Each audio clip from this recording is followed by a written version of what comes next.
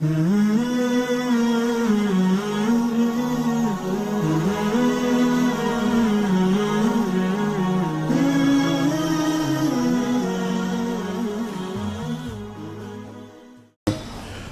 alaikum wa rahmatullahi wa barakatuh. And good evening to those who might not actually come from the Muslim faith. I also welcome you here at Mukha, and it's always a pleasure, first and foremost, to be in Malaysia. But secondly, without a doubt, my most favorite coffee shop is actually Mukha. They make me the best chai over here, and so I'm especially come over here to enjoy free chai. That's what that's what I'm here for, actually. Everything else is a supplementary side of things. Secondly, it's interesting that we are about 20 minutes late in starting the program, in line with the tradition of marriages and weddings. Weddings never start on time, so we have to keep to the tradition, which is really, really good. My special thanks to Sayyid Abdul Rahman for him to allow us to host it over here. And I think it's extremely important for us to be able to have safe spaces where we can have some important, real, and sometimes difficult topics that we do need to address from within the Muslim community, and certainly what we can assist into the wider society, because Islam has a lot to offer in relation to this particular topic, and obviously many other topics as well. But the point being is that for us to actually be able to actually have such conversation, my also very special welcome and thanks for those who are connecting with us live via our Periscope TV to join us over here. I know that there are specifically people from Jordan, as well in Palestine, Dubai, London, throughout the United States of America, Australia, New Zealand, etc. I'm sure people from Malaysia are also connecting with us. And I welcome you all to, inshallah ta'ala. The connection is good. Again, if the connection is not very good, it's a sign that that's exactly how marriage is, Things are not, it doesn't move smoothly all the time. So hopefully this is actually a bit of a lesson, spiritual lesson in all things that we are here for. I wanted to spend as least amount of time to talk, although there's a lot to cover. So I'll try my very best to be as concise as possible with as least number of examples. Sometimes I get drowned in examples, so I'm going to try my very best not to get too involved with that, but inshallah I will have more time for conversations itself. And I want to break the conversation into three parts. The first one is it's basically my top fives about marriage. The first one is the top 5 realities in finding the difficulties in finding marriage partners. And obviously you are all married, so that's great. Or as a joke. And secondly, the top 5 reasons why marriages fail. And thirdly, the top 5 what I would call flavor enhancers of marriage that helps us to, inshallah ta'ala, keep marriage intact in that regard. I forgot to also thank the Al-Ghazali Center KL team to assist and put this together and facilitate it. I really appreciate your time and facilitation to actually put this program together. And usually with the Al-Ghazali Center team being very close friends of mine, my family really, it's always slightly I get panicky because they expect a lot from me. So I'm hoping I'm going to be able to do this topic. I certainly am not probably the best person to talk about this topic. I mean, as you can see, it says, you don't underestimate an old man, but I'm not as old as I look. So I'm really hoping that I can connect with the younger community, because sometimes when we, as people who actually are from a slightly older generation, tend to have our own paradigms, and we miss, very importantly, the paradigms, the realities that the younger generation, in fact, are facing. However, the great thing about Islamic scholarship is that it calls the ulama, it calls the scholars, it exhorts the scholars to, in fact, be very connected to the realities that actually, in fact, are on the ground. And so I'm going to try to keep this as real as possible and as least theoretical, dry fiqh as possible. In fact, I'm not going to be speaking much about fiqh at all. Fiqh, we would say that fiqh, our laws are really for the book. It teaches us to then live a very practical life. So I'm going to try my very best to be as practical as possible. So firstly, in relation to the 5 realities that make finding marriage partners difficult, this is a global crisis. You know, it's a GMC, not a global financial crisis, although a global marital crisis. But I wouldn't be surprised if the GFC is affecting the GMC. Because the financial issues that in fact affect us as human beings, because I speak to brothers particularly, and one of the things I'm finding is that brothers will often say, well, I'm not yet ready. That we are actually not ready because they are not financially ready. I'm not quite sure at what point of time you're financially ready. You know, what's your bank balance that sort of says that you are now ready. It's like a driver's license. You get a driver's license, you're now ready to drive. What is that? Is it $10,000? Is it $100,000? Or ringgits, whichever way, you know, I really don't know. But it's a problem. You are not, we as Muslim communities are not the only ones who are suffering. That's a terrible word, using suffering in marriage. But it's a reality as well. That we are actually also part of this problem, as is, for example, people of other faith. Christians are finding the same problem to actually you know, get married in relation to the young people. So the first element that I am finding when we speak of this aspect of a global marital crisis, the first aspect that I'm finding, and I'll talk a lot more about this after making the point right now, and that is that there is a lack of social and emotional intelligence amongst both the males and females. I do want to mention, I'm somewhat glad that I have mostly sisters sitting in front of me, because when it comes to marriage, I do speak critically about brothers, I do. So I'm glad you're outside. But please don't attack me. It's a reality that we need to be able to speak about in this regard. So when we speak of social and emotional intelligence, I'm finding that in fact it is usually males who lack social and emotional intelligence. Social intelligence, you know, I use this example all the time when I speak about this particular topic.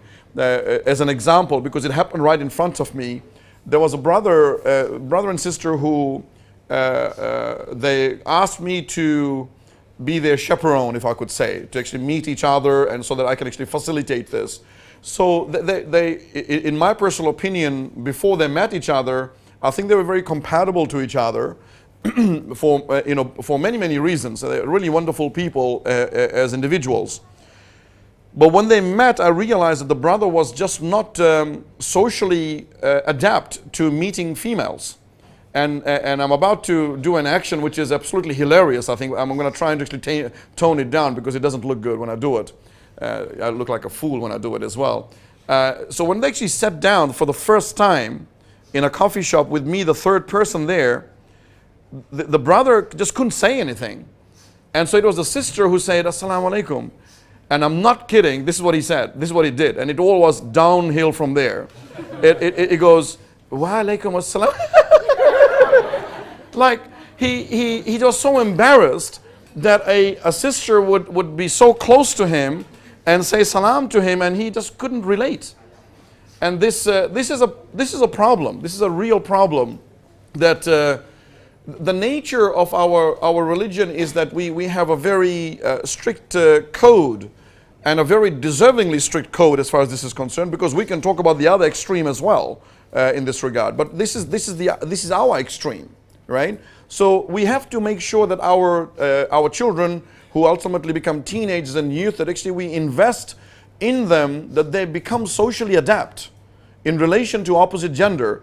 And I really appreciate that you are comfortable, which is an Islamically permitted setting, where you actually as brothers and sisters are sitting in a very halal and interactive manner, as opposed to an intermixing manner. So there's no problem for us to be able to sit down like this aspect, and I'm going to be able to say this publicly, I know I'm global right now, that this idea about constantly throwing curtains in front of males and females is actually sexualizing our society. because we constantly define women as a sexual object, and that's the reason why a curtain comes out. As opposed to teaching our males to become socially adept and responsible, to be able to have a normal, sorry to use the term, but a normal relationship with anyone who is in front of you, right? These days, sorry to say, but it's like, anything that moves, everybody wants to get married to it, right? And that's nice ways of saying it, it's a real problem in that regard. And when we speak of emotional intelligence, we are very hypersensitive as well. We tend to really misunderstand very, very quickly. A question could be asked, and the other side will often see that as a threat, and therefore immediately decide to drop the potential marriage proposal that she has come about. It could be as simple as a question, do you want, I don't know, I'm just making this up in my mind, do you want to continue studying Islam, for example? Then one or the other will think that, oh my God, this person actually is a conservative person. He only thinks about this idea of ritualistic Islam. Oh my God, red flag, not interested. As opposed to trying to understand where the question might be coming from. I'm just using that as an example. I'm not suggesting that's the most common question being asked and misunderstood, but I'm just using that as an example. So that's being about this aspect of social and emotional intelligence causing many young ones not to be able to get married. The second problem, this is probably the only time I will speak slightly firmly in relation to sisters, and this is the problem of paradox of choice. This idea that the next guy will be better, right? And you become confused with choices. Like, the first one comes and, he has this problem, this problem, this problem. The next guy I'm sure will be better. He will be the guy who will come with the white horse as a knight and sweep me off as Umar bin al-Khattab and Tom Cruise together. It ain't gonna happen. It's not gonna happen, right? Being real is extremely important. I'm not suggesting to be gullible and to actually aim low. You have standards, and I'll speak about that in a few minutes, and it's extremely important. But this constant paradox of choice, there's actually a book called Paradox of Choice, and we should read that book because it shows how if human beings have too many choices in front of them, they will not only not be able to make choices, they will often be confused. And I'm noticing that often when I'm speaking to sisters, they're often confused. Meaning that, well, I met this guy, and sorry to use the term guy, but I'm sure you're fine by that. I met him, and it didn't work out. I'm sure there will be somebody else out there, and there's this constant seeking out of some perfect person out there, and that's a real problem. The third is, well, I do want to make a point over there, which is extremely important. Sisters, females, and in my context of speak, because I know there are non-Muslims who are also connected with us, the context here is particularly for Muslims. I'm not quite sure what the non-Muslim community has in this regard, and that is that Muslim females are actually very well prepared for life. They have a balanced education in both secular or material sciences, material knowledge, material education, as well as sacred sciences. And for many reasons, economic reasons, one, but I think a lot of time narcissistic and pride, that brothers are not actually up to that speed. So when we're speaking about paradox of choice, I totally understand that when we speak of good quality stock, sorry to say it that way, but it's just not around, and so where are those good men? Right? And brothers have to take this into account, that sisters do have, not necessarily all the time, very high and unrealistic expectations, but they have standards, and they have the right to have those standards. And we need to raise our standards. Well, you have to raise up your standards as brothers to meet that in relation to our Islam, both the legal understanding and the spiritual understanding. It seems to me that that the only thing sometimes that brothers really know about marriage is Ar-Rijalu Qawwamuna ala Nisa. And then all the aspects of Mawadda and Rahma and Sakina is just completely missing. And I apologize to be so forthright, but this is a critical problem, which I think adds to the paradox of choice problem that exists. The sisters themselves probably are often accentuating. The third problem in meeting or getting married is material choices. That there is a large number of people who are looking for material stability, as opposed to also well checking adab, akhlaq, knowledge and understanding, right? This aspect, I'm not quite sure what the case is here in Malaysia, but for example, in Australia, certain cultures will require the male that once they have agreed upon getting married, then the male has to necessarily work for nearly 2 years to get a pretty good apartment, all the furniture, a car, that there will be a second car, and this is before getting married. People don't even want to work together in order to attain a financial security of life as husband and wife. And so often the brothers will say that I'm not ready because apparently I don't actually have anything, and how am I going to actually get married? It's not about being poor as in terms of poverty, but simplicity is fine. It's okay. You know, you don't necessarily have to have, you know, these, you know, a house where you actually have a formal living room, then you have this informal family room, and then you have like a play rumpus room. It's like you can actually host sometimes like 50 Afghani refugees in your own house. That's how big it is, right? And you expect all of these things to actually be provided, you're going to have a problem.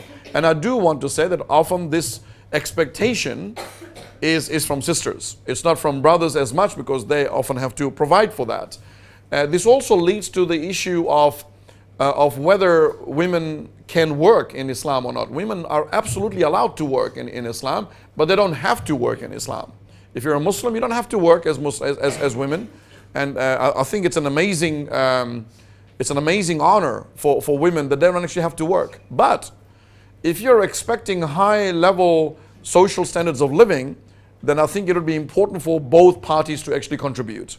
This idea that this kind of selective Islam, that you know, you provide for everything, but I'm not going to even contribute my wages towards you. So these are actually, as a, you know, I'm sure that somebody from the, you know, the literalist world of Islam is going to go, oh my God, is he trying to actually say that women must share their wages? I'm not saying that you must, but if you're expecting a lifestyle at high levels that your husband cannot provide, then you need to get ready to actually also work.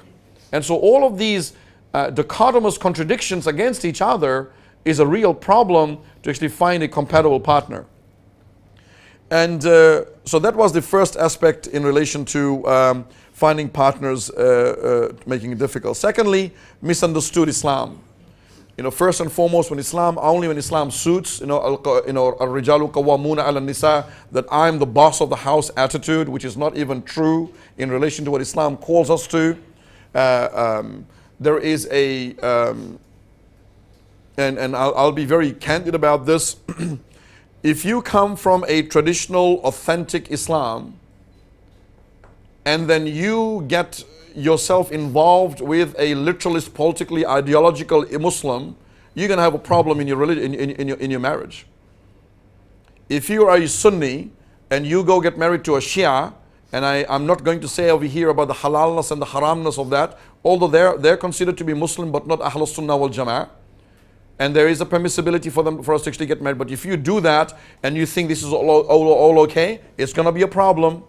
If you come from a particular and deserved social status, but then you actually marry somebody who is not used to that kind of a social status, you're going to have a problem, right? So if you don't understand your nasab, your place in society, if you don't have your Islam right, you're going to have a problem.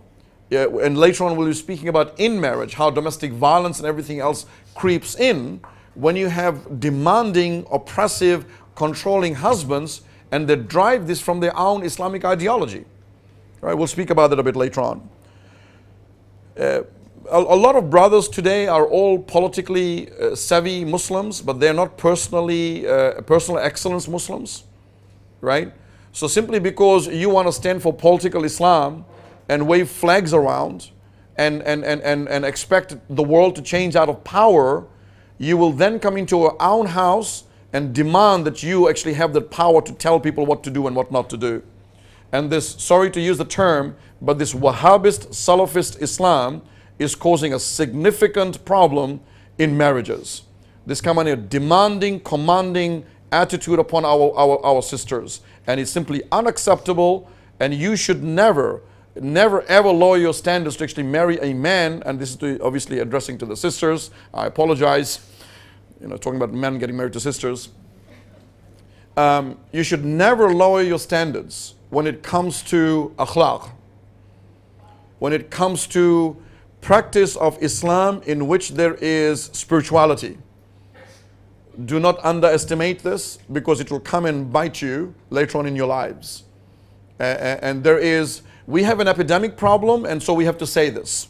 If this was not an epidemic problem in our society, I would rather be silent, because it can also be a divisive statement. So I'm not here to actually make a divisive statement. I'm here to actually make a very real statement. You have to be aware of this. I counsel too many people around the world, and one of the critical problems is the demanding male, and the demanding male attitude often comes from a political, ideological Islam, and often connected to Salafism and Wahhabism.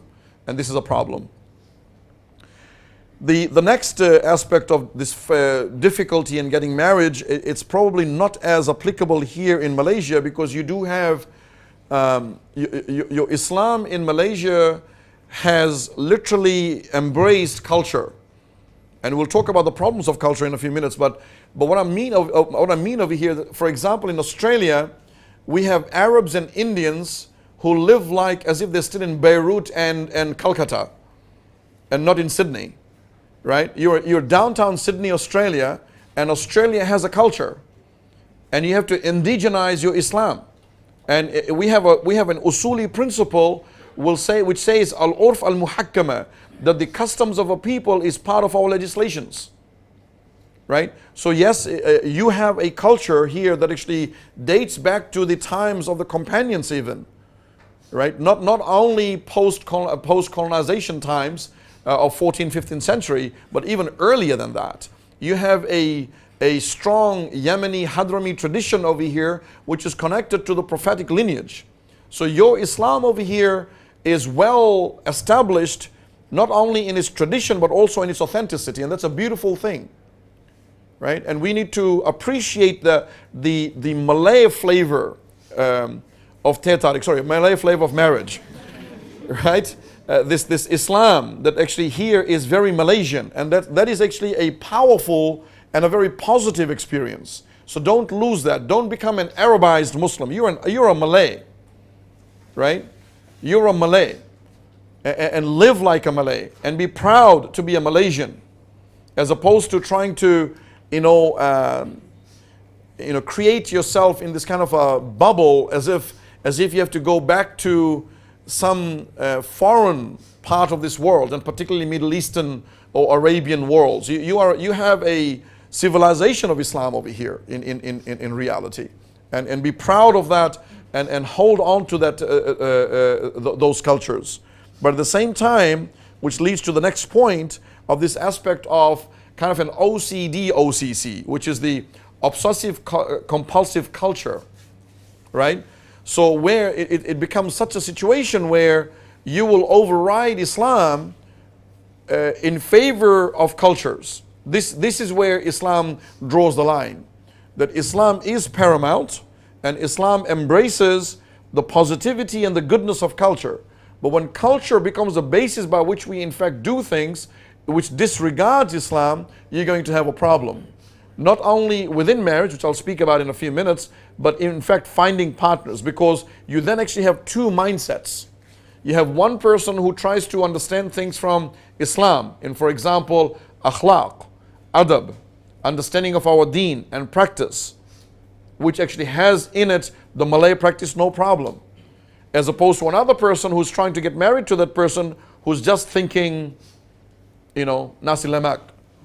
Can you cook nasi lemak?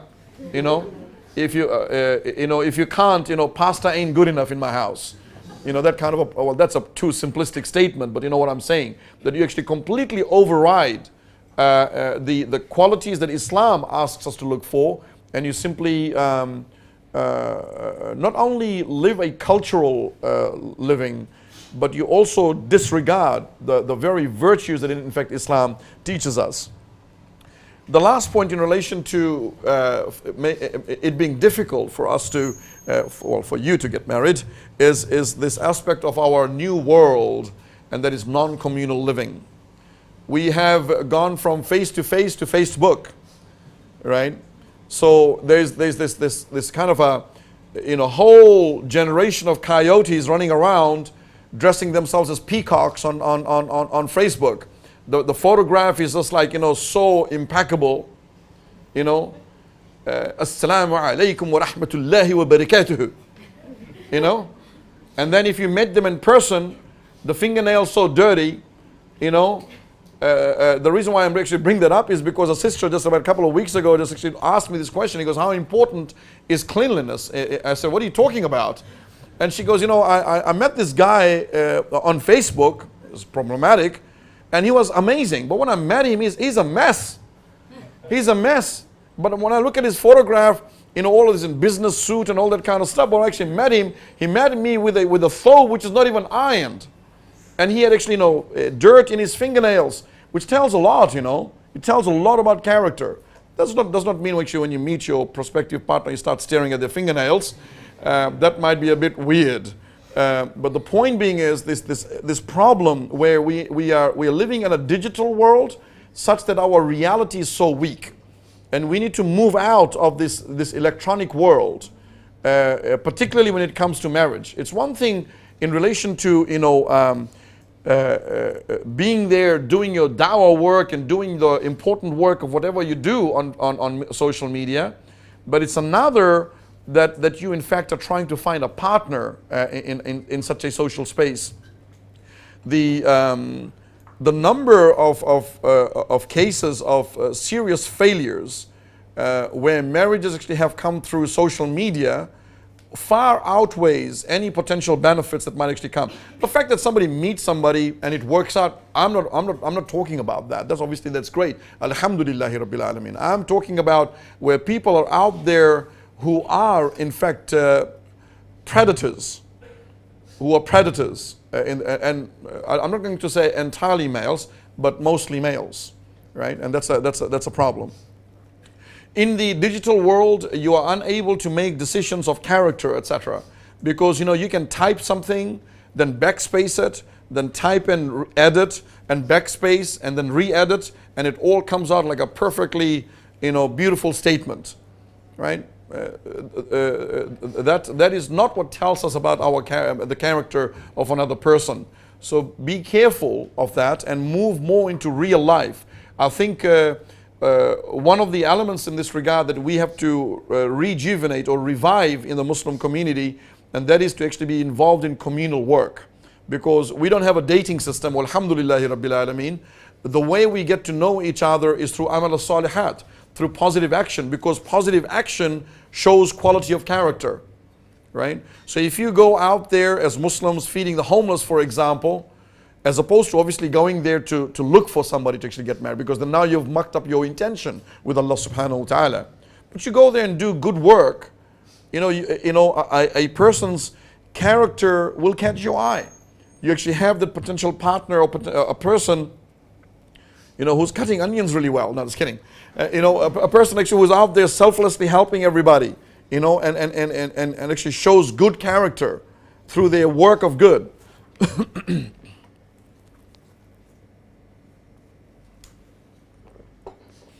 Then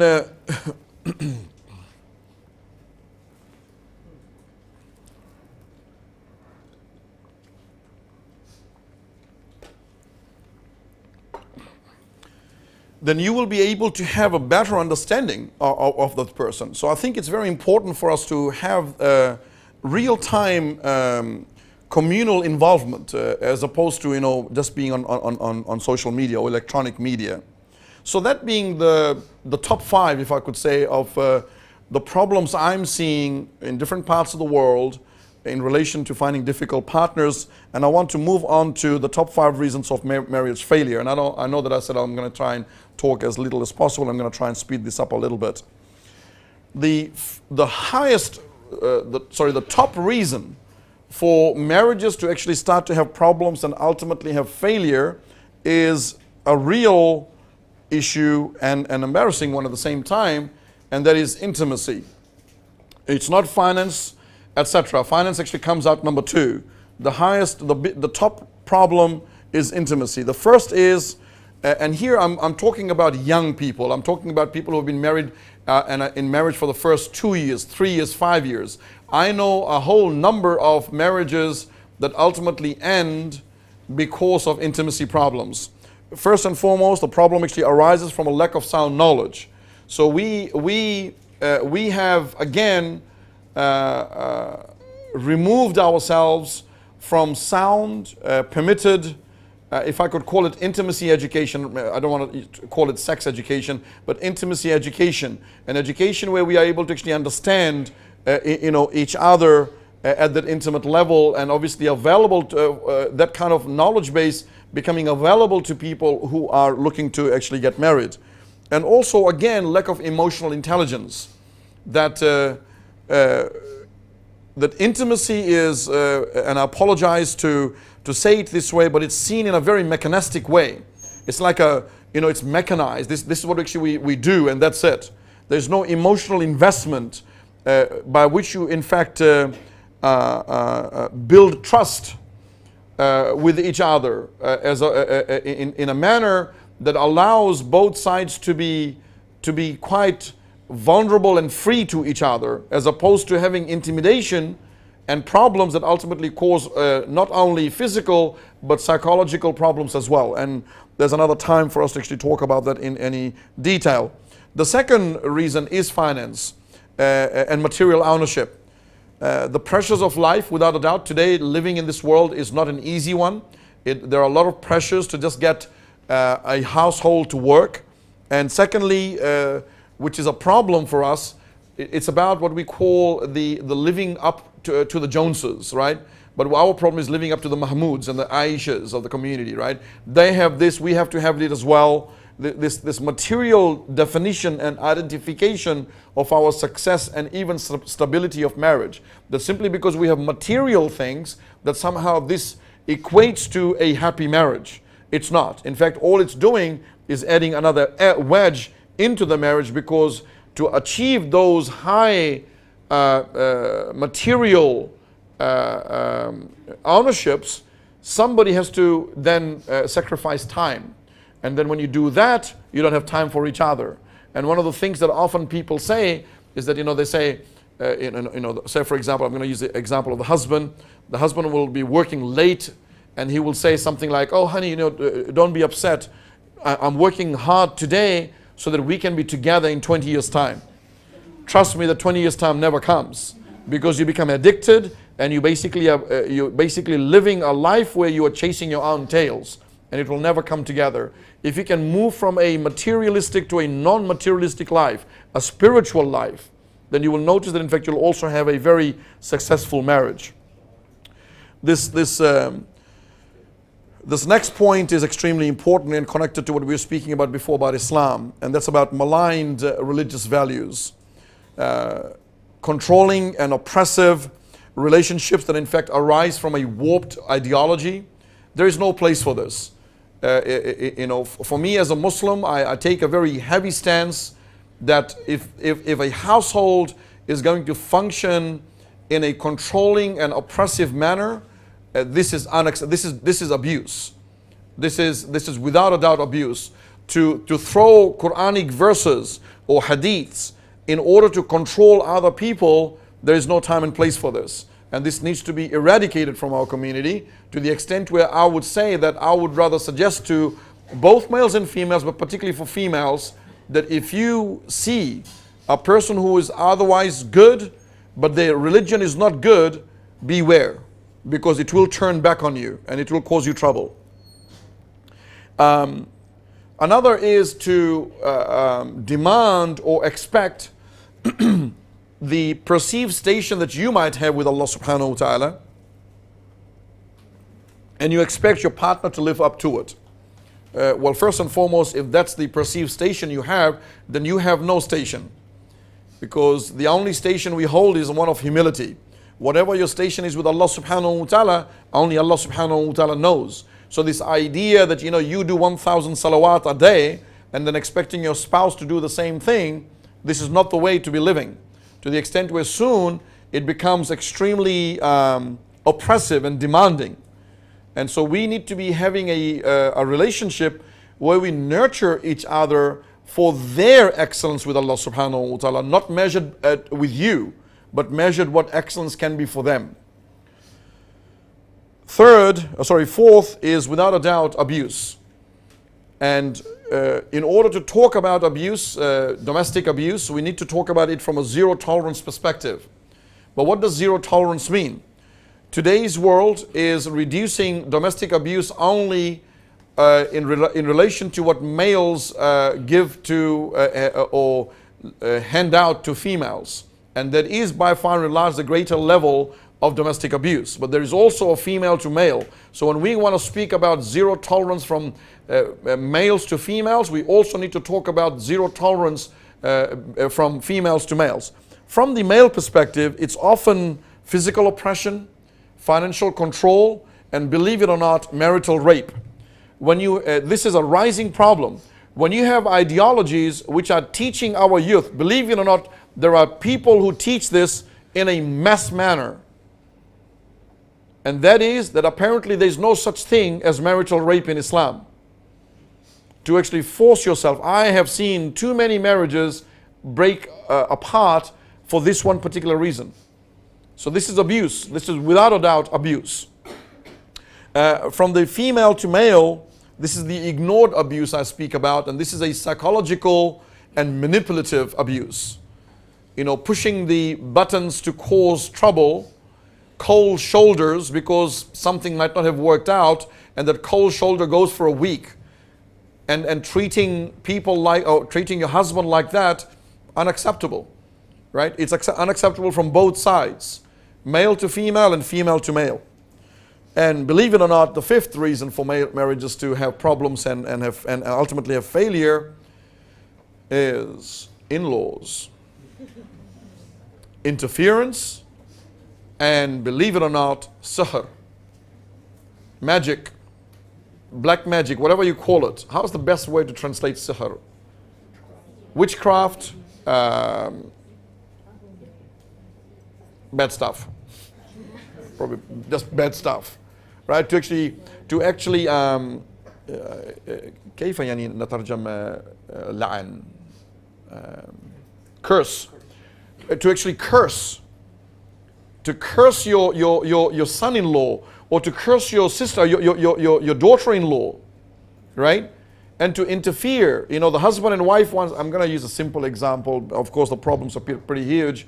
The husband and wife have, they buy a new house and they want to have, I don't know, orange sofa. And then you as the mother or the father say, oh, no, it must be blue. Or must be orange, or must be red. Some other color because I like it. The husband and wife have a child and they want to call their child Mahmoud. But you go, no, from our tradition, the first child is always called, I don't know, Farouk. So you must call Farouk. To the extent where the in-laws will say that if you don't do that, then we will never talk to you ever again. Right? That's just the examples, right? Interfering into the lives of the people that you're supposed to be there for support. And ultimately, your wife has family and your husband has family, and nobody's going to be rude to their family or disrespectful to their family. So if your family is causing trouble to the other side, you need to be able to stand up to that and say, look, this is not acceptable. Your spouse is critically a priority over your parents under normal circumstances. Let me give you an example of this. It's apparently like a new paradigm shift for Muslims, but it's not. It's part of our Islam. Let me give you an example. I'll use the husband going to work and wife cooking. Sorry, I'm just using that as an example. I'm sure it's the other way around. These days you got to be careful because, you know, there's people who are always out there jumping on you because you use the wrong example or something like that. But it could be the other way around as well. So, you know, whichever way. You know, I don't know how to cook, so I'm just going to use that example. You know, alhamdulillah. Interesting topics.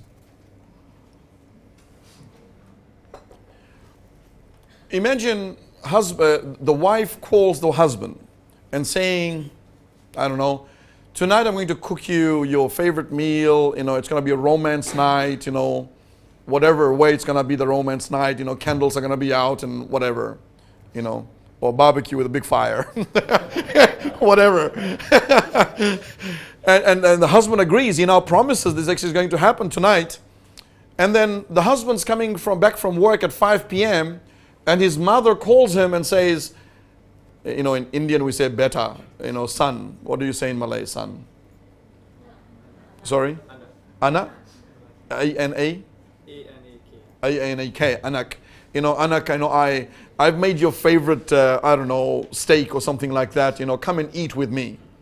The husband's responsibility at that point of time is nicely, with respect, to tell her mother, Barakallahu fiki, but I actually have an appointment, not appointment, astaghfirullah. I have a date, whatever you want to call it. I have a date with my wife. You know, I have to be there, you know. There is no place to suggest that somehow you have to cancel your wife's arrangements and go to your mother. This is unacceptable. And here's again in-law interference, right? The mother should have asked first. And if she's demanding that, no, you're not going to go and see Aisha now. I'm your mother. Not acceptable. This is wrong. But hey, yes, same in scenario. You're coming home 5 p.m.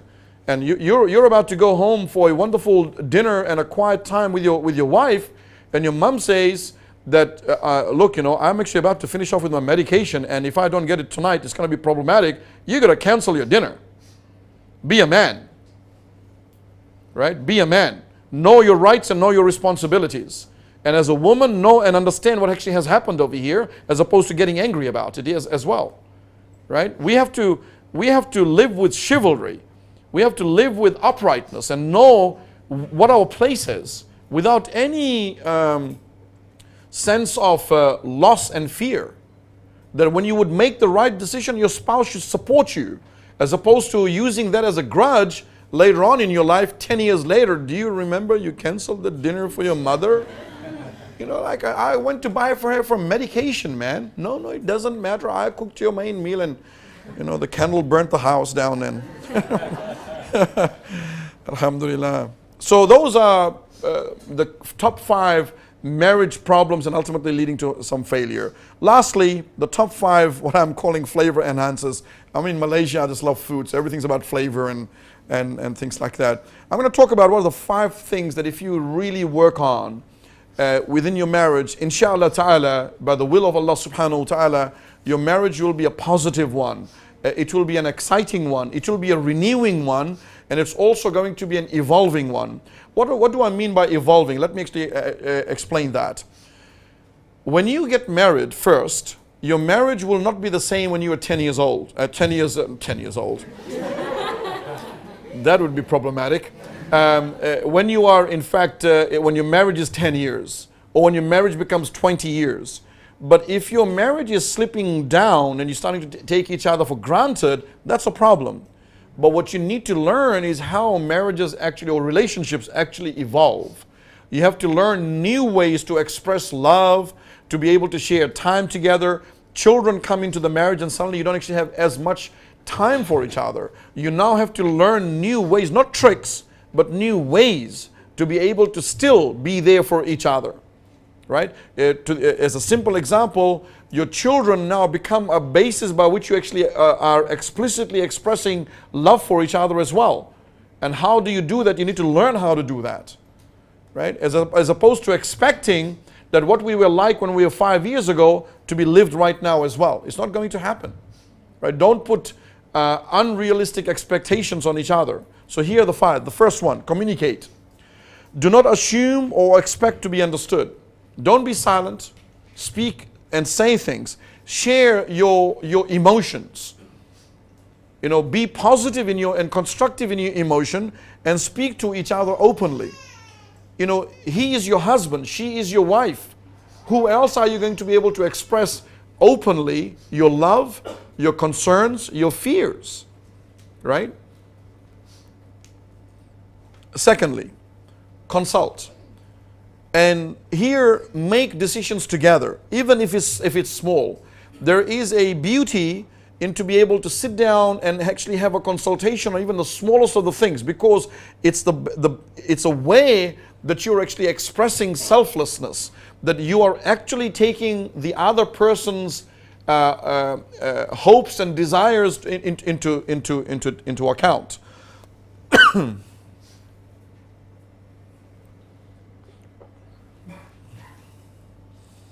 And do not impose decisions. You know, have consultations. Seek consensus. Right? A good husband who leads the house actually seeks consensus and consultation from his wife. His job really ultimately is to fulfill the honor and expectations of his wife. As long as his wife is actually a person who is not demanding unrealistic things. Right? To be a man in this world is to treat your woman princess, at your service. And it's both ways. If females take advantage of that, you then see how your marriage comes falling apart. It's both ways. It's a huge responsibility upon women to do this with honor and dignity, and for men to do it fearlessly, with complete trust. Do not let others do not let the other side find out about your secret little things that you're doing. You know, if you're doing something secret, just speak to your wife or your husband. You know, don't do things where they will later on find out in their life. Right? If you have a vulnerable problem, speak about it. Right? If you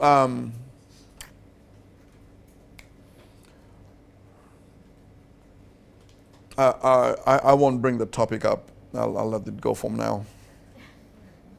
But don't be secretive. Speak to each other, consult with each other.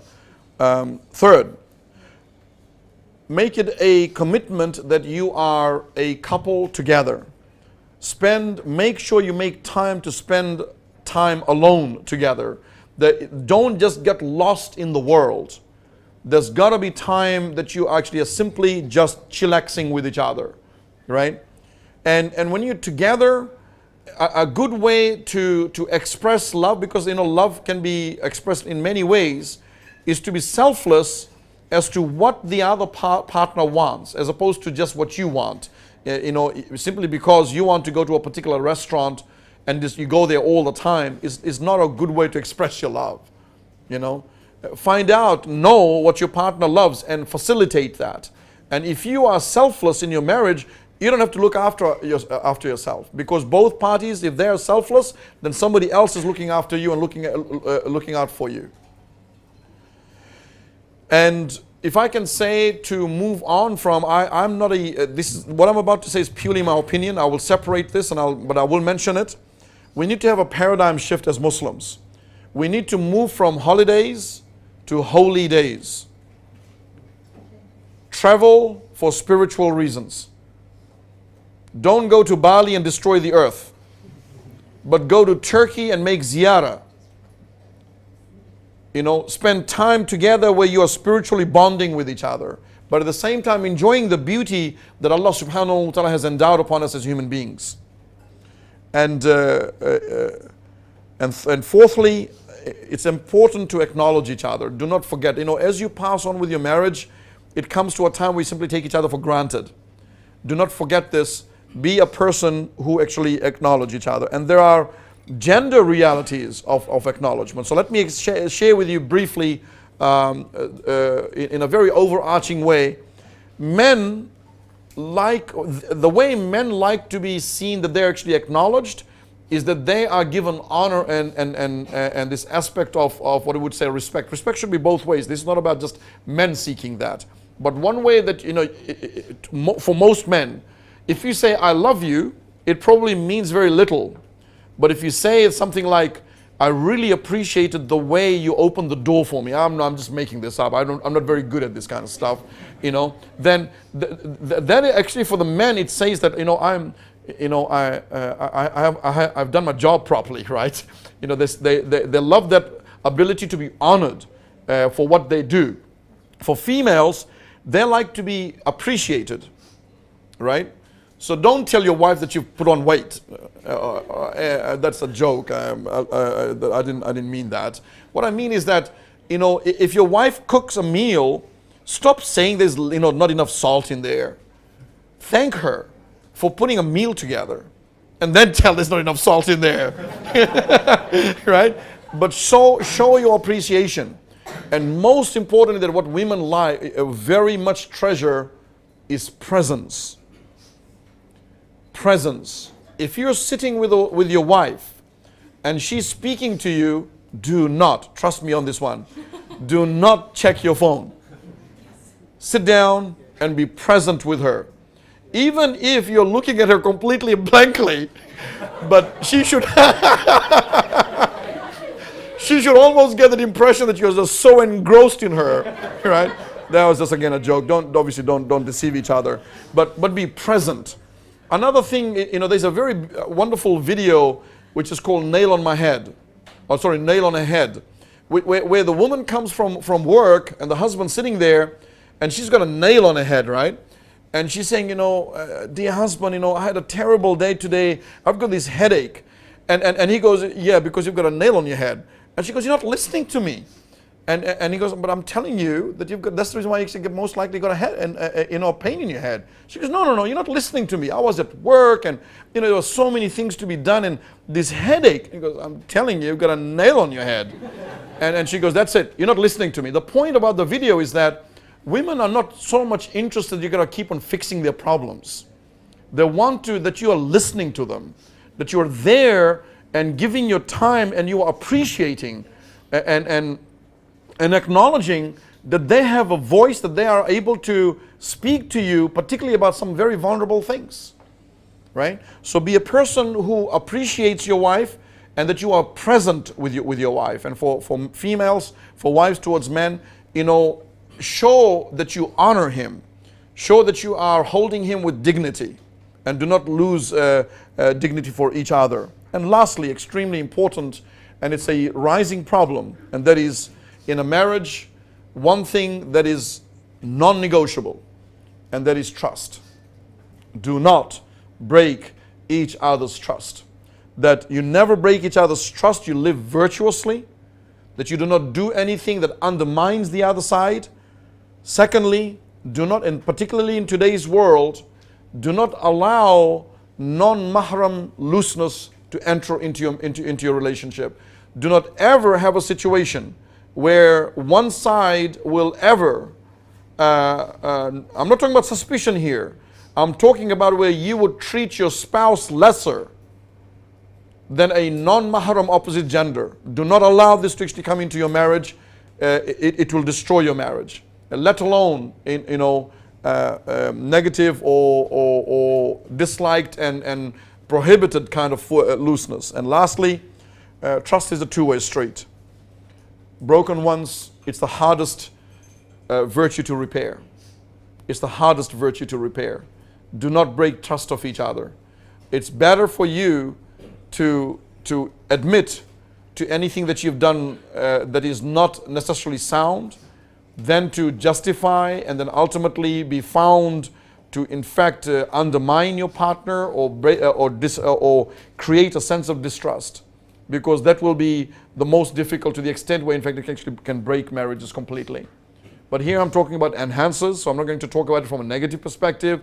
The positive is to actually trust. To end this all, I want to repeat this top 5. Number 1, communication. Number 2, consultation. Number 3, I didn't talk about compassion, I apologize. Number 3 is compassion. Live up to the prophetic light, right? Be compassionate. Be a person who lives with compassion, mercy, and selflessness. What's the difference between compassion and mercy? Compassion is that you are so caring and kind to the other person. That's compassion. Mercy is that they might not deserve your compassion, but you would show it to them.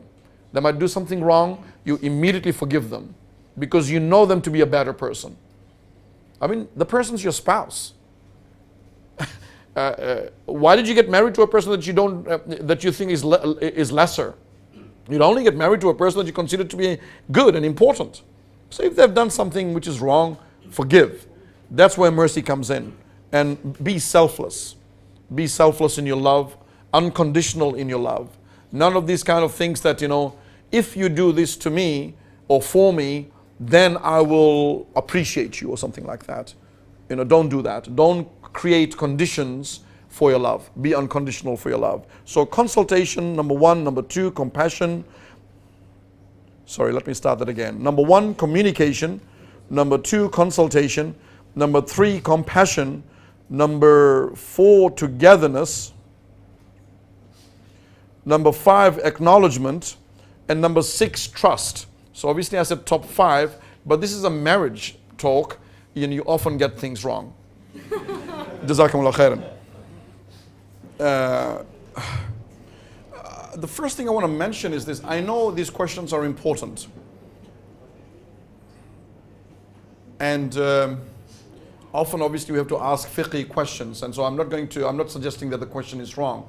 But I'm really hoping that we don't live this theoretical book world, this kind of really dry and cut world of law, right? So just be careful of that.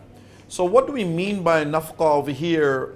It can be quite subjective. What do we mean by that? The best answer I can give you, because I would actually have to speak to the person and understand exactly what we speak of in terms of that level of nafqa. The best way to judge this is to understand people's what we would call social status, right?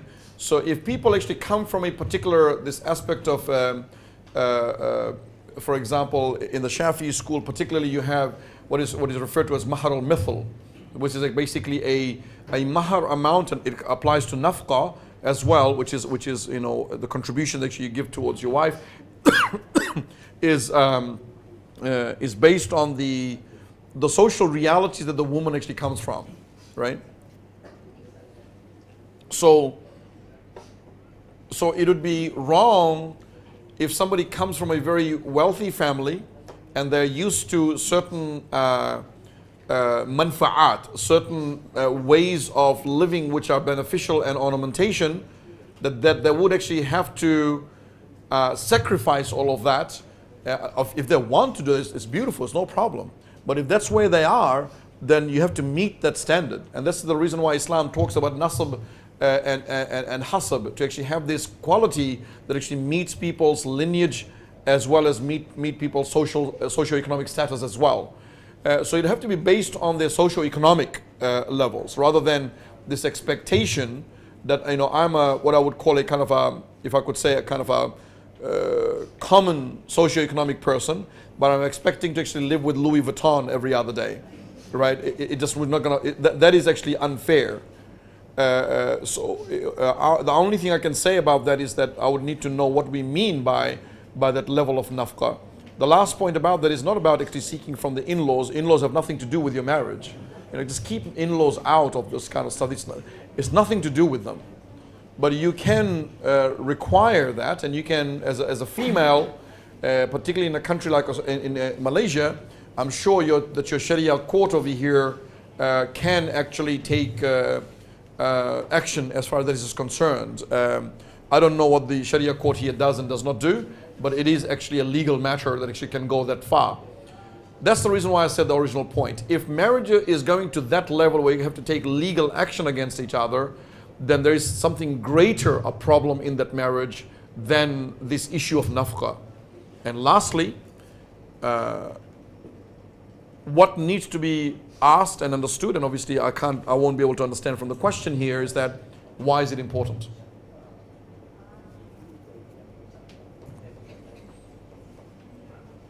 Thank you, Imam. Well, proceed inshallah to the next question.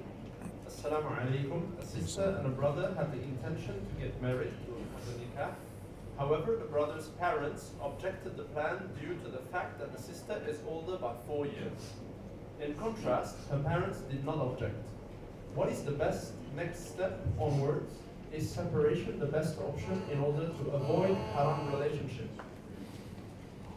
Well, I don't know what you mean by separation, together, so. Well, I mean, I'm going to start from the last and to the first. If there is a level of emotional attachment, that's not good, right? And if it's leading to makruhat and tahrimat, that's a problem. And before anything else, that needs to be resolved. You have no right to go there and then suggest that this problem of your parents not accepting is actually somehow the cause of it. The cause is your desire, your nafs. So I'm going to attend to that first. That needs to be resolved first.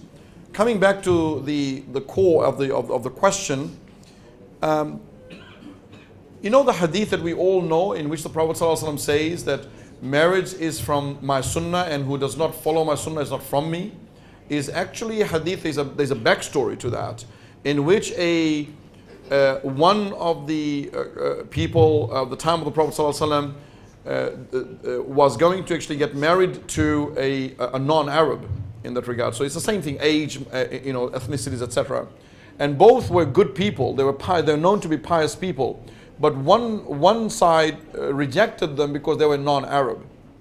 So the Prophet ﷺ says this hadith to the parents, not to the children, to the parents. And I hope you can actually take the weight of this.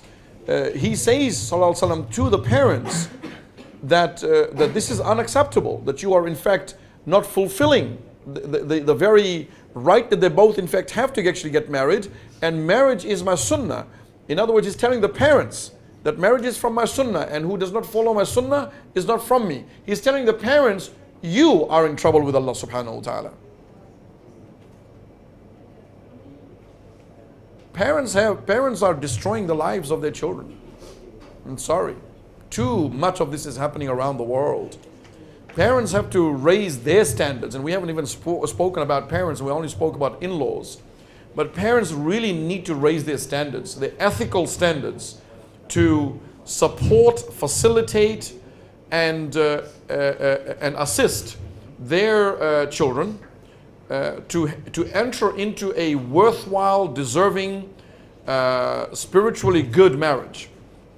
Age is of no relevance. The Prophet ﷺ establishes that standard himself in relation to his marriage with Khadija radiallahu ta'ala anha, as well as with Aisha radiallahu ta'ala anha, both the older woman and the younger woman. It's established well in that regard.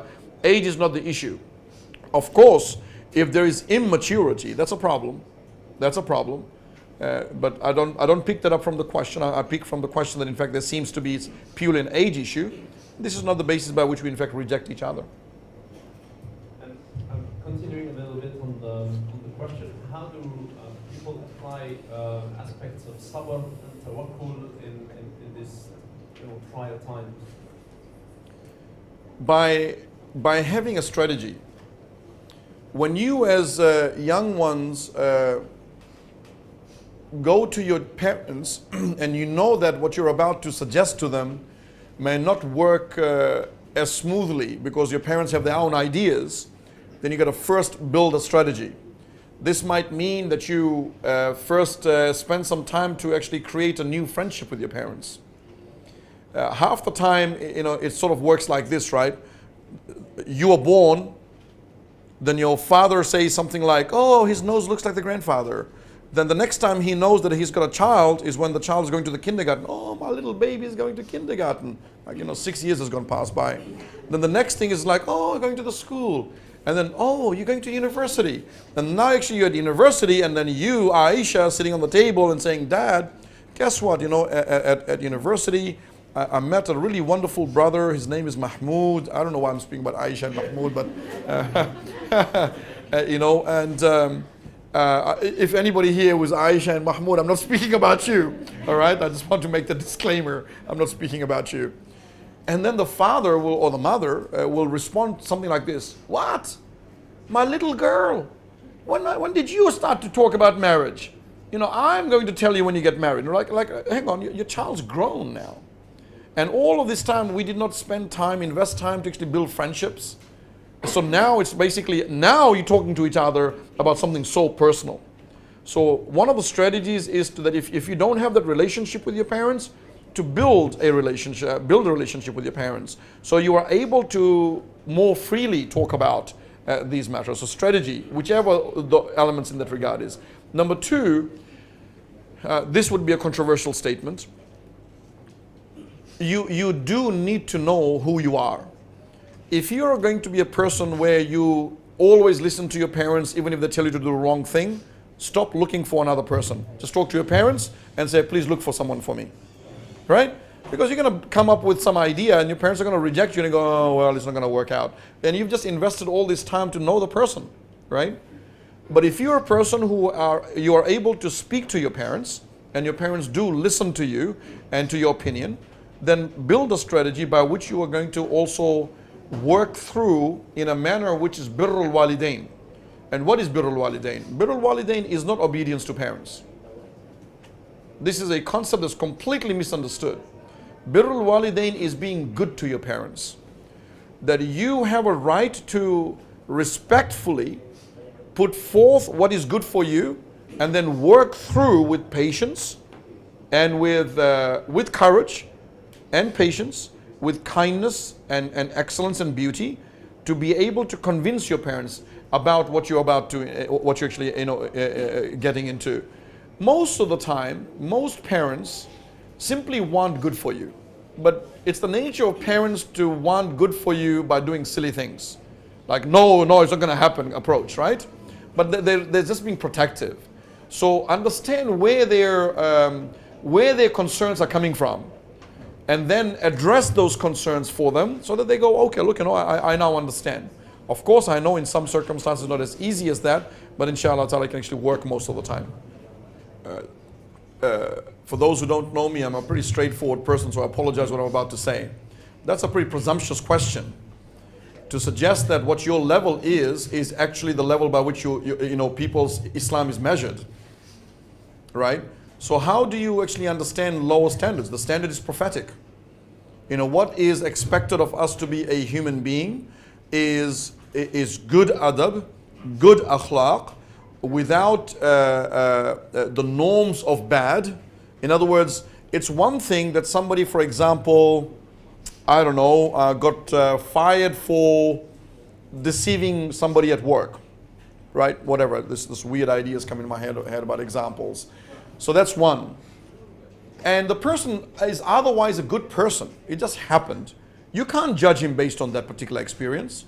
But if this person is deceptive, that's bad character. It's pretty common sense. You simply apply common sense in this regard. You have a right to judge them in relation to their character about mu'amalat. In other words, how they interact with human beings and obviously creation, right? If they're going out there killing cats every day, then this is a good person. All right? Most likely will turn out to be a psychopath soon. Right? So all creation, as to how they are with creation, well, Allah subhanahu wa ta'ala's creation. That's what you can judge them by. Whether they recite long surahs for Fajr or short ones is of no relevance to you. You should not question them about the Islam or the Deen because of that. Whether they do 33 Subhanallah, Alhamdulillah, Allahu Akbar, or 1,000 Subhanallah, Alhamdulillah, Allahu Akbar is of none of your concern. Right? The fact that the person, let me use another example, that the fact that a person regularly prays their sunnah is a good thing. But if they miss sometimes, stop asking them, what's wrong with you? But if the person never prays sunnah, that's a sign. It's not a good sign. So understand your deen and how our deen prophetically expresses what character truly is about.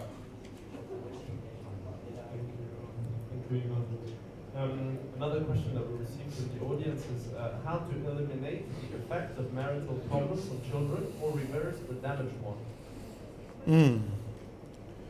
ultimately, when it comes to marital problems and ultimately divorce, there are no winners, but there's certainly a loser, and that's children every single time. Children are the ones who are going to lose out. The way to make sure that marital problems don't ultimately affect children starts well before the issue of marital problems. You need to nurture your children to be resilient, to understand the realities of life in a manner that they are confident about themselves. If you neglect the emotional intelligence of your children, there goes the word again, emotional intelligence. We can't run a workshop here about that. Obviously, there's another time for us to actually understand how do we build emotional intelligence, right? That's a pretty close camera there. So, assalamu alaikum from everybody in the world. So, you have to develop your children with emotional intelligence.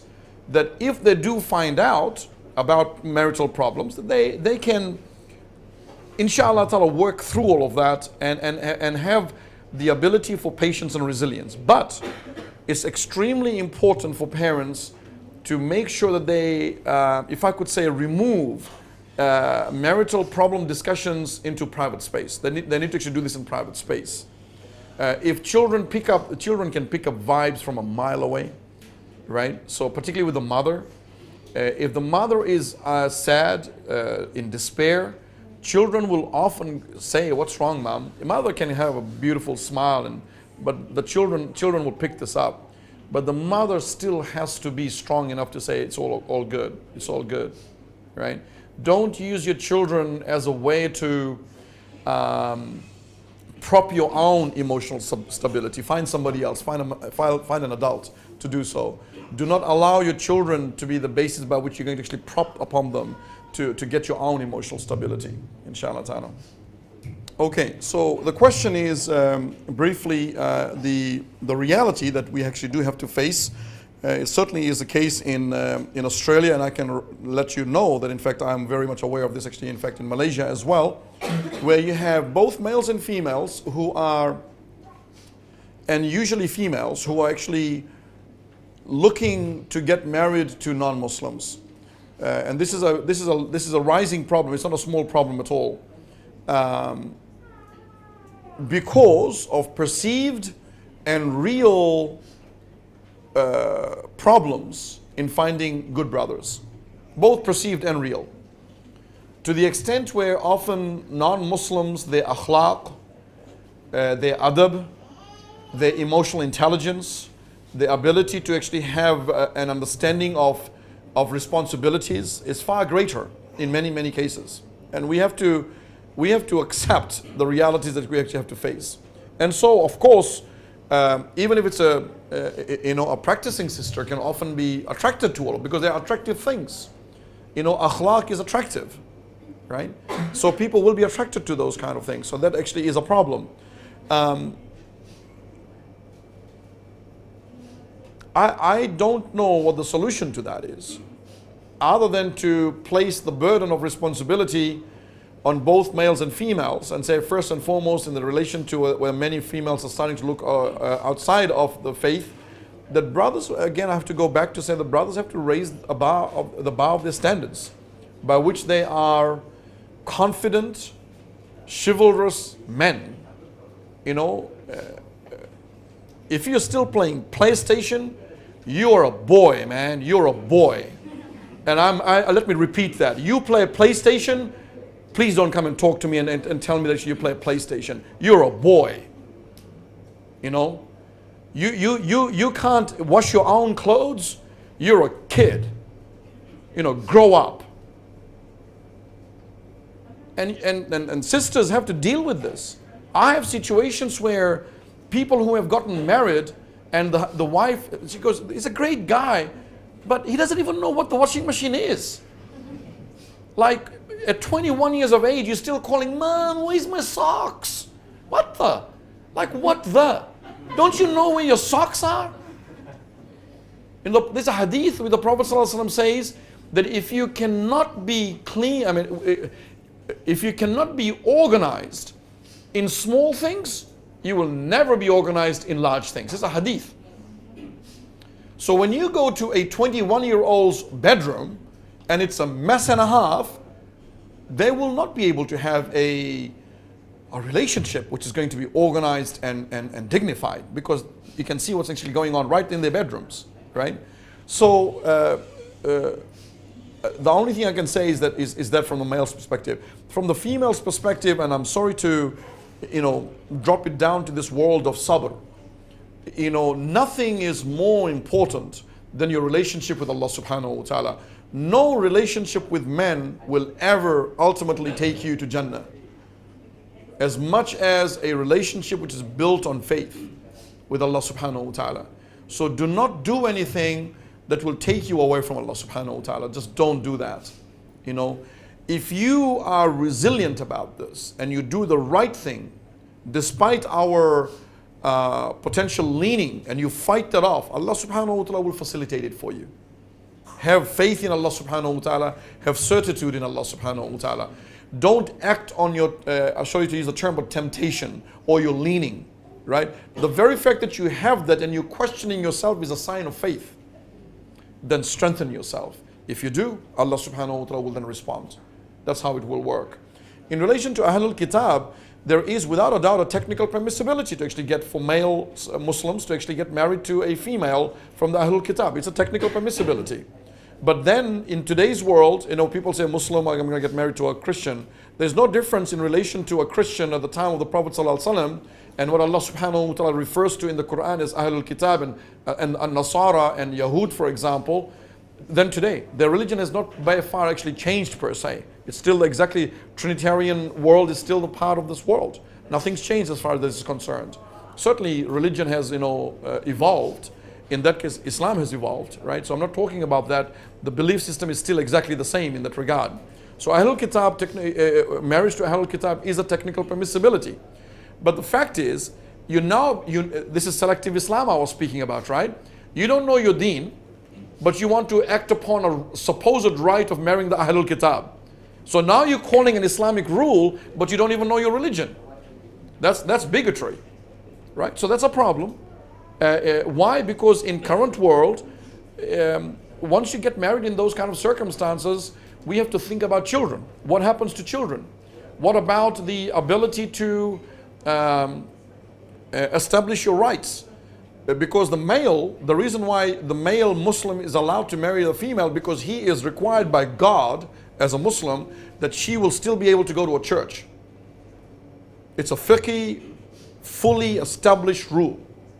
The reason why a female Muslim can't is because the male, we have to live the world in reality, and Islam is about reality. Men often command what's going to happen inside the house, right? Let's not forget that.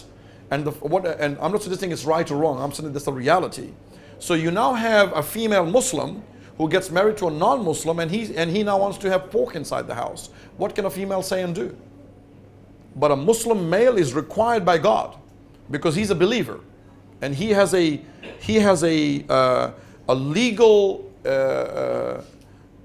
imposition on himself, on him, that he can't break her religious beliefs. But you can't expect that for Islam's rules of believers applies to believers only. So you can't apply a believer's rule on a non-believer. You can't do that. That's the reason why the male to female and female to male rule actually applies in that regard. The technical permissibility is there, but it's a very difficult world to navigate and maneuver through, because there are many value systems, there are very many values that we hold very differently. Barakallahu feek. So, barakallahu feek either. So the question is, when you have a difference of opinion between husband and wife, and both opinions are permissible, what do you do with that?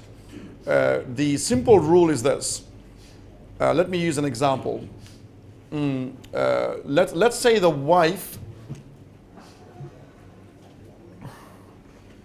the wife wants to start a business, right? The wife wants to, start a cafe, right? Competing with Mukha. It's a permissible thing to do. The husband might completely disagree with that, and he's not investing in the business either. It's her money. He can share as passionately as he wants to, his opinion about it. But because it's permissible, ultimately he must support her. So the rule is, the principle is, in a difference of opinion, whoever it is impacting upon, you support that. But you shouldn't shy away from being able to share your opinion, right? So this is a consultation, and so you consult with each other. And obviously, if you are going to be wanting to do something which is permissible, but there's a difference of opinion, if you are a husband or wife, you are in love with that person, then you will take that person's advice, right? The best you can. But if it's actually, so in other words, again, it's about selflessness. But ultimately, the decision will be that the person who is going to be, who wants to do something which is permissible, after all elements have been discussed and the difference of opinion has been laid on the table, the person who disagrees supports it. And you do it wholeheartedly. Imagine it this way. In a shura, right, outside of a marriage, in a consultative body, what you do is you can say no. I don't think this is agreeable.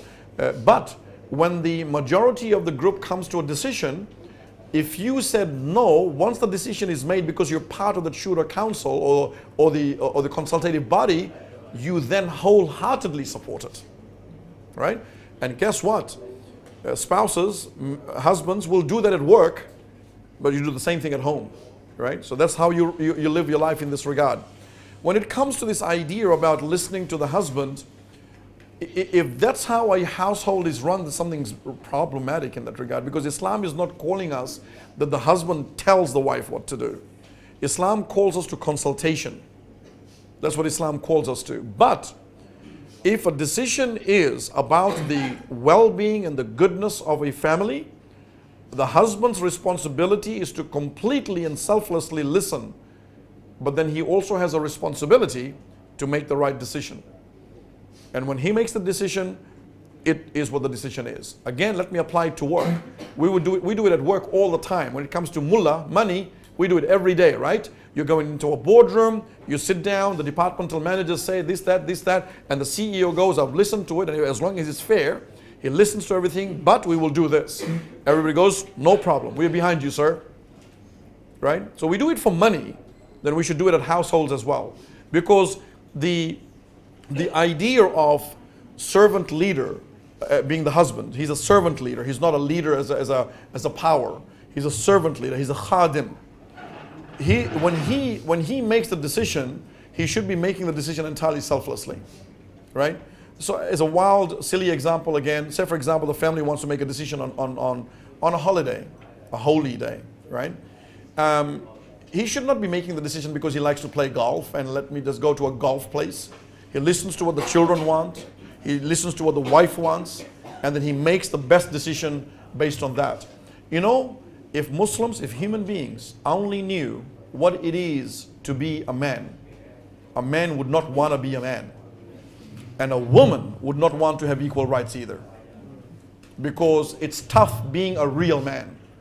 To be a man on this earth, you have to be selfless. If you want ultimately to enter Jannah, you gotta be selfless. And it falls on the shoulders of men. And that's the reason why there are not many men around. Yeah.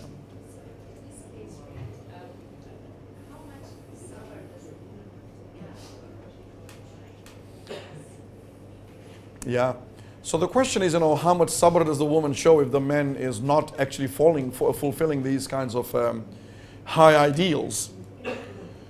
I want to take a step back and say that when these kinds of problems come about, the family, the couple, hopefully should not look at the specifics. That they now need to reassess what kind of marriage do they have. Because it's a sign something's not right within the marriage. That will probably require an external person that they have trust with. How are you? Sorry, I just realized Nani was here. How are you doing, sis? Good to see you, alhamdulillah. They must take a step back and figure that out. These problems don't arise because because of that specific. There's something else brewing behind the scenes. So if they have the ability to do that, then the matter will be resolved through sabr, etc., etc. But if the person, the wife, is expected to show sabr, she's going to come undone very soon. Sooner or later she will be coming undone. That's the reality. How do you fix it? It will require it will require advice. Because if they're unable to fix that problem themselves, because they're focusing on those specifics and not willing to actually talk about the bigger picture of what's going on here, how are they going to fix it? I don't know. That's the reason why we have problems in marriage. That's the reason why we need to actually have some, what I would call a kind of a strong set of consensus with each other as to how we're going to be living this world, that we are going to be true to Allah subhanahu wa ta'ala. Right? I know it's not as easy as that, I totally understand that, but that's the best I can suggest.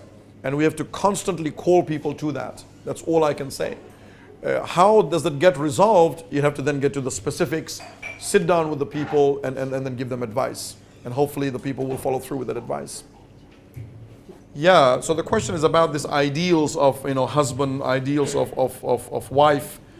I don't think we should actually, first and foremost, so I shouldn't say I don't think, we shouldn't expect high ideals from our partner.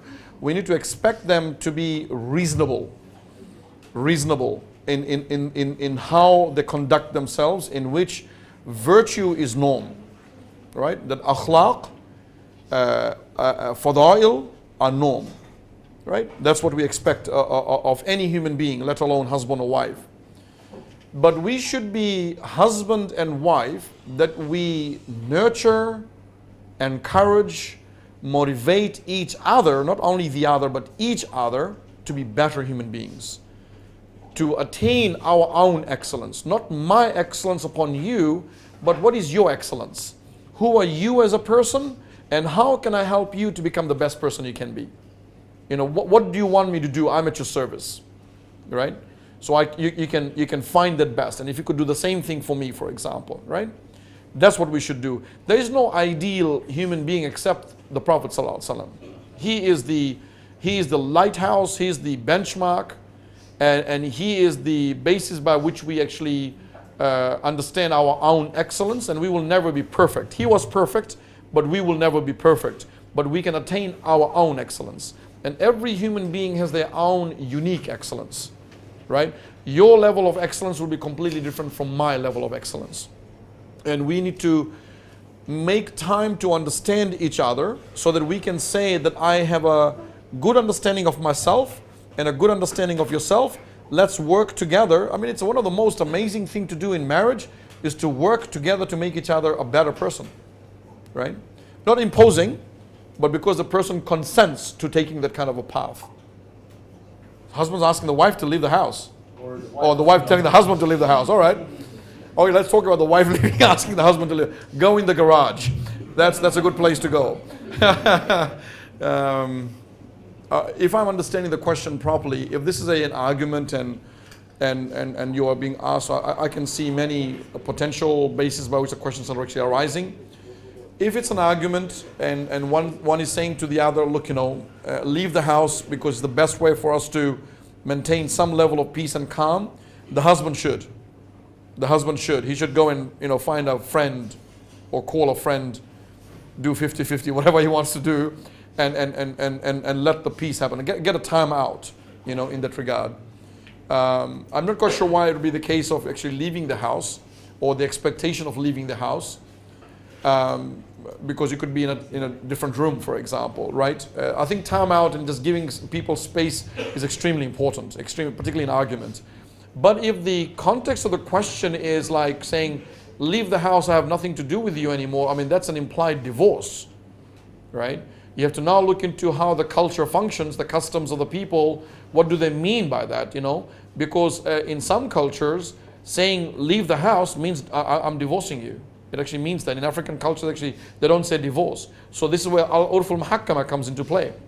So that will be another potential situation. So the question probably would need to be refined.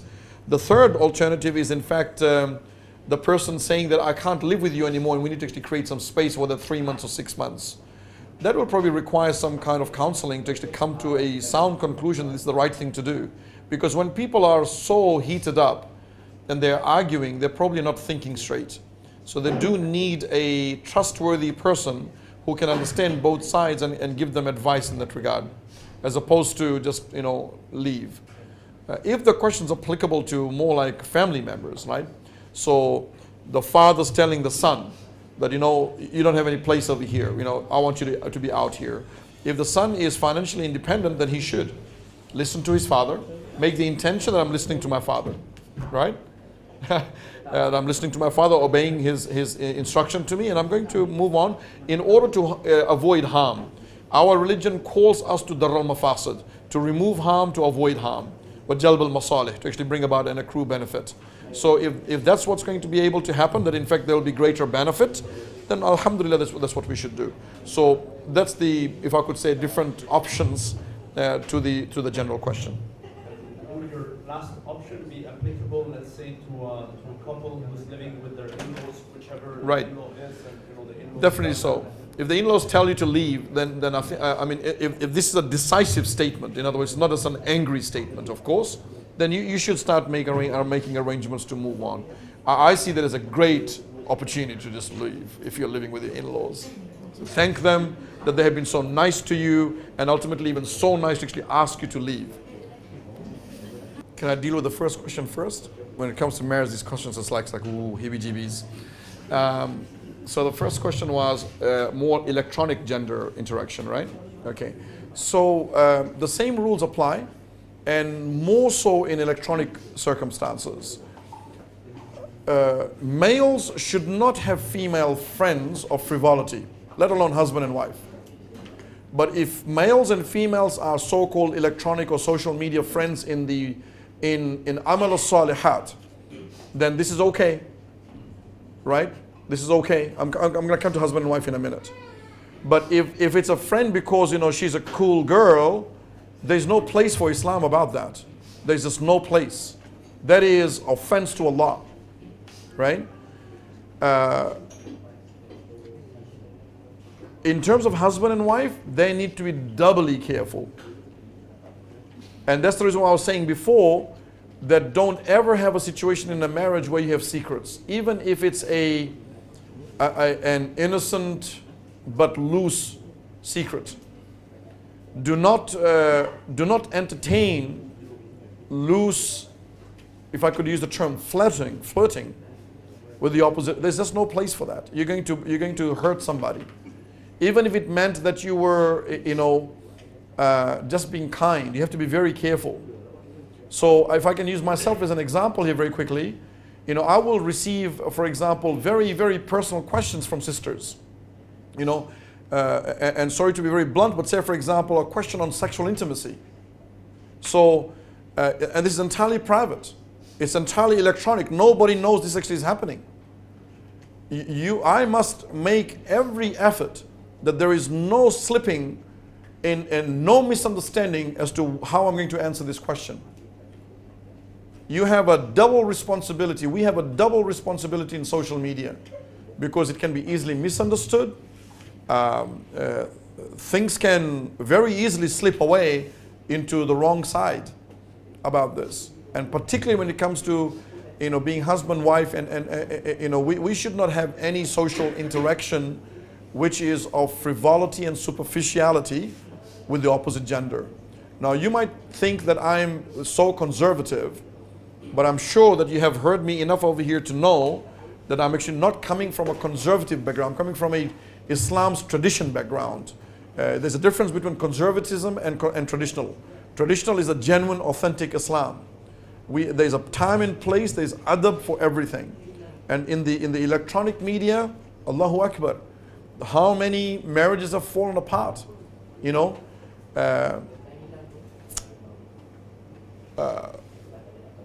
yeah. And your second question was, sorry?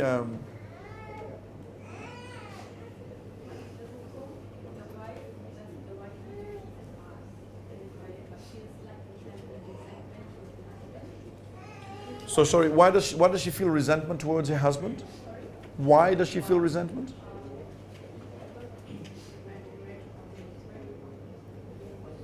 Right. So what does she do?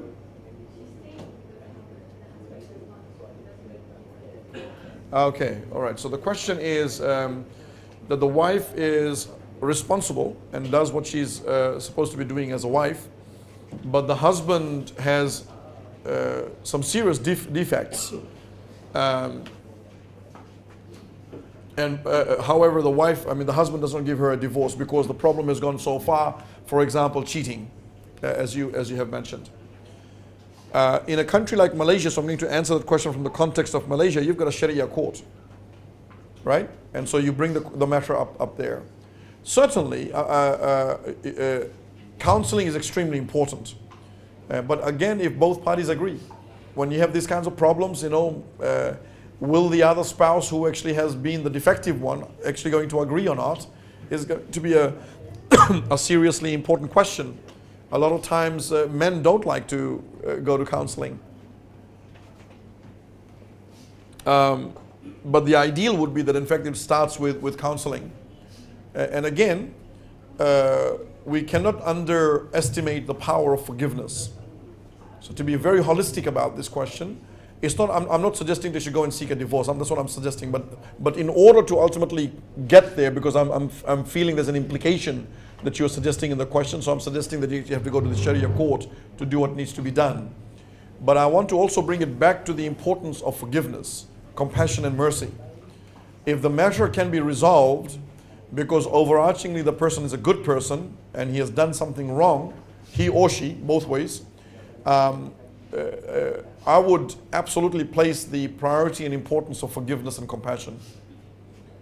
If that cannot work because the person is repeating the problems, ignoring and not responding to sorting themselves out, then obviously the Sharia court will be the pathway to get things resolved in finality. Can I just add to that? It's extremely important in a marriage to recognize something. Every marriage has its ups and downs. Every marriage has that ups and downs. Bring two people in together. I mean, in today's world, have just one person. He's got problem with himself, right? People have problems with themselves, right? They're having a second of an inner fight, like a war going on in there, right? Then you bring another person. Things are not going to work out as smoothly as possible that we would want it to be. However, it goes back to the reasonableness of virtue and overarchingly good people. We should really be ever ready to resolve our problems, our difficulties, our disagreements in a manner that brings the best out of both of us, or both of the parties. That should be the underlying basis by which we actually deal with this. It's actually not thinking a pathway to divorce. It's actually thinking a pathway, how can we bring the best of each other? Let me share with you a short story in this regard. One of the great companions, Abu Sa'ad al-Waqqas, who actually had traveled over to China, over a number of years, I think the story is after 2 years, some of the tabi'een asked his wife whether he was a good husband to be away for over 2 years. I think it's 2 years at that point of time when this question was asked. She said to them, have taqwa of Allah subhanahu wa ta'ala. Because it is by him not being here by which I have learned patience that Allah subhanahu wa ta'ala will give me Jannah inshallah ta'ala. Right? That's a virtuous woman. Because he was not doing something silly. He was not in, if a husband is in the cafe, smoking argila, then that's a problem. But if the husband is out there feeding the homeless and he's home at 2 o'clock, be proud of your husband, right? So all those have to be understood, as opposed to this attitude of my rights, my rights, my rights. If we ask too much of our rights in this world, we might be very responsible to Allah subhanahu wa ta'ala on the Day of Judgment. So it's very good to actually let go of many of our theoretical, dry rights. So the question is, the scenario, we actually have two really good people and one person who is considering the other person checks out all the boxes, whatever those boxes are, a good character, all those kind of things, but your parents expect more, potentially material, better material status or something like that. It goes back to who you are with your parents. If you are a person, as I said, who have you don't have the courage to stand with your parents and have this conversation and stand your ground, to be able to courteously bring them to understand your choice in this regard, then you shouldn't even consider it. You're only causing yourself a trouble. What I'm saying is that if you are a person who, like you say, well, I'm going to take this to my parents and they're going to say no, well, I have to just accept that because I know my parents want you to be on $100,000 a year wage and you're on the $60,000, then why go there, right? So know your limits, know your place. But if you're a person, you know that you can actually have a conversation with your parents and your parents will ultimately listen to you, then you should persevere. Particularly if the person's a good person. Don't let go of a good person. You know, do the best you can. Use whatever strategy. Get your uncle, get your auntie, you know, get the mafia. No, it's not the mafia. Get whoever you can to actually bring a good, virtuous end to the fact that you've got a good person in front of you. Do everything that you can. In today's world, you miss one good person, you've missed a lot. You've missed a lot. You know, don't invest emotionally, but invest in making sure that you can get that emotional virtue from that person ultimately. Very, very important. I can't underestimate or understate that point. If you know that you can actually ultimately bring this together, and it will require a lot of time. I know people who have worked with their parents over a year because their parents allowed it to actually occur, but they said not going to work, right? But they know they can still stand with their parents, like, come on dad, come on mom, over a year. And marriages have happened, everybody's happy. I just actually had a situation in Australia, in Sydney, where two people, amazing two people, just amazing people, they have been working through this for a year. And one side of the parents said, there's no way this is going to work out. You know, you are disrespecting us. But the parents were willing to still listen to the person, and that's exactly what he did. Persevered, changed his ways, became more responsive to the needs of his parents because they had certain fears, and he met those. He explained to them, but it took him a year, and they're getting married in December. MashaAllah, you know. That's a beautiful thing. And if you're watching, Assalamu alaikum. You know who you are.